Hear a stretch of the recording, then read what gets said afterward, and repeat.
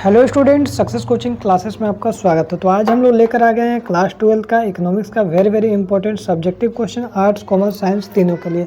तो चलिए हम लोग देखते हैं सबसे पहला क्वेश्चन क्या है। मांग से आप क्या समझते हैं, जो आपको वेरी मोस्ट इंपॉर्टेंट क्वेश्चन होने वाला है। तो मांग क्या है, मतलब क्या होता है डिमांड। डिमांड किसको हम लोग बोलते हैं, तो एक व्यक्ति के जीवन में, हमारे जीवन में, आपके जीवन में बहुत सारा ज़रूरत होता है, बहुत सारा आवश्यकताएँ आती है। जिन आवश्यकताओं को या जिन ज़रूरतों को जो वास्तविक रूप से एक्चुअल रूप से पूरा किया जाता है उसे हम लोग मांग बोलते हैं। मान लीजिए मेरा एक सपोज बाइक खरीदने का मन कर रहा है, बाइक हम खरीद लिए तो ये हमारा क्या कहलाएगा, डिमांड कहला जाएगा। लेकिन बाइक खरीदने की इच्छा कर रहा है, अभी तक हम लोग खरीदे नहीं है, तो हमारा क्या कहला जाएगा, इच्छा कहलाएगा, मांग नहीं कहलाएगा। कोई भी चीज़ अगर हम लोग खरीदने का मन कर रहा है, अगर हम उसको पूरा खरीद लिए तो वास्तविक रूप से पूरा हो गया तो उसको हम लोग क्या बोलेंगे, मांग बोलेंगे। लेकिन अगर पूरा नहीं हुआ, मन कर रहा है खरीदने का, खरीद नहीं पाया, तो हमारा क्या कहलाएगा, इच्छा कहलाएगा, मांग नहीं कहलाएगा। बिल्कुल क्लियर हो गया।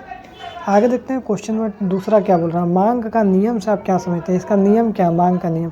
तो ये भी एग्जाम के लिए वेरी इंपॉर्टेंट है, मांग का नियम भी आई क्वेश्चन है। तो चलिए हम लोग देखते हैं इसका क्या बोल रहा है। जो मांग का नियम यह बताता है कि अन्य बातें समान रहने पर, अन्य बातें समान रहने का मतलब क्या है, जो उपभोक्ता जो है, कंज्यूमर है, उसका इनकम में कोई चेंजेस नहीं होने चाहिए, रुचि स्वाद फैशन में कोई परिवर्तन नहीं होना, कुछ भी एक्स्ट्रा परिवर्तन नहीं होना चाहिए।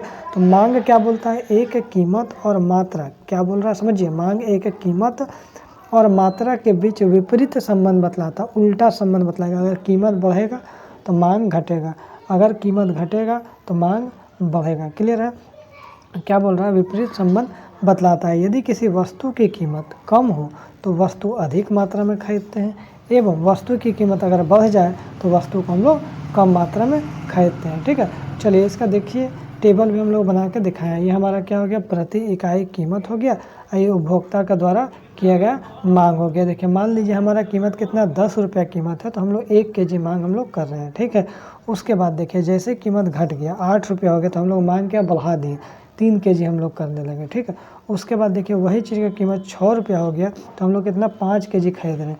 वही चीज़ का देखिए कीमत और घट गया, 4 रुपया हो गया, तो हम लोग क्या 6 kg ज़्यादा खरीद रहे हैं। कीमत और घट गया, 2 रुपया हो गया, तो हम लोग देखिए 8 kg खरीद रहे हैं।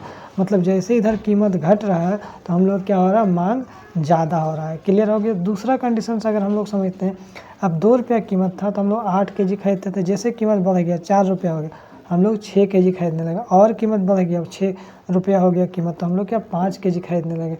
और देखिए आगे कीमत बढ़ गया, 8 रुपया हो गया, तो हम लोग कितना 3 kg खरीदने लगे, और कीमत बढ़ गया तो हम लोग क्या और कम खरीदने लगे। मतलब इसका मतलब क्या हो रहा है, कीमत अगर बढ़ा रहे हैं तो हमारा मांग क्या हो रहा है, कम हो रहा है। जैसे कीमत घटा दीजिएगा, मांग क्या होगा, ऑटोमेटिक बढ़ जाएगा। ठीक है, ये क्वेश्चन आपको समझ में आ गया होगा। एक ही हमारा लास्ट क्वेश्चन है जो वेरी इंपॉर्टेंट है। तीसरा क्वेश्चन क्या है, मांग के नियम की मान्यताएं क्या है। तो याद रखिएगा ये भी आपका VBI क्वेश्चन है। मांग के नियम का मान्यताएं एग्जाम में पूछे या तो हमारा, अथवा हम कभी पूछता है अन्य बातें समान रहने का क्या अर्थ है। यहाँ पर रुकिए मिस्टेक हो गया, अन्य बातें समान रहने का क्या अर्थ है। तो अन्य बातें समान रहने का क्या अर्थ है, ये भी क्वेश्चन बोले या ऊपर वाला क्वेश्चन बोले, दोनों का आंसर सेम होगा। ठीक है, जब मांग के नियम की मान्यता बताए, कुछ भी अगर बोलेगा तो याद रखिएगा इसका आंसर क्या लिखेंगे, यह मानकर चलना होगा। देखिए यह मानकर चलना होगा कि, आगे देखते हैं क्या लिखेंगे।